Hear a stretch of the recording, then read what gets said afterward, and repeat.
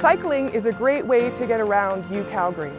Our campus is well connected to the city's bike paths and lanes, and many people use them to get to and from work and school yearly. Bike theft is an issue in areas all over Calgary, and the university is no exception.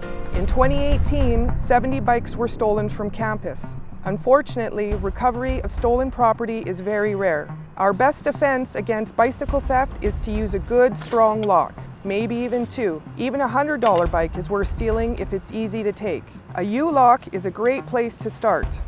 Cable locks can be cut in seconds with a pair of cheap cable cutters. Every part of your bike is valuable. Lock your frame and rear wheel to the bike rack and secure your front wheel with an additional cable if it has a quick release.